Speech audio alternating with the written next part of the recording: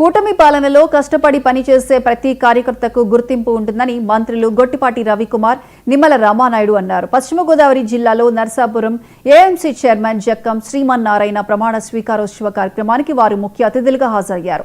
Market committee ద్వారా రైతులకు ఉపయోగపడే పక్కా రోడ్ల నిర్మాణానికి అనుమతులు మంజూరు చేస్తామని హామీ ఇచ్చారు. వచ్చే స్థానిక సంస్థల ఎన్నికల్లో కూటమి పార్టీలన్నీ ఐక్యంగా పనిచేసి సత్తా చాటాలన్నారు.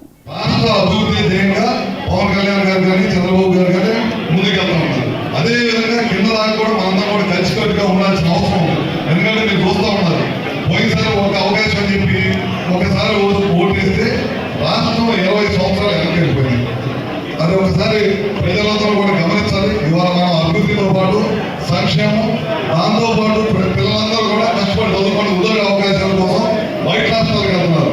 అందుకని గడిచిన నెల రోజుల నుంచి కూడా చాలా మంది మంత్రులు కానీ ముఖ్యమంత్రి గారు కానీ అందరూ కూడా బయటకు వెళ్ళిపోయి ఇండస్ట్రీస్ కూడా మన ప్రాంతంలో కూడా ఇండస్ట్రీస్ కావాలి.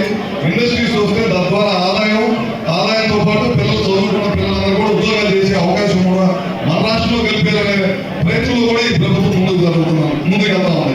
ఇట్లాంటి అన్ని కార్యక్రమాలు ఈ కూటమి ప్రభుత్వం అందరూ కూడా పైన పెద్ద నాయకులు పవన్ కళ్యాణ్ గారు కానీ చంద్రబాబు గారు కానీ లోకేష్ గారు కానీ ఖచ్చితంగా పైన ప్రధానమంత్రి నరేంద్ర మోడీ గారి నాయకత్వంలో అందరూ కూడా కూటమి ప్రభుత్వం ముందుకెళ్తాం కనుక మనందరం కూడా కలిసికట్టుగా ముందుకెళ్లాలని మరొకసారి కోరుకుంటూ ఇవాళ ప్రమాణ స్వీకారం చేసిన శ్రీమన్నారాయణ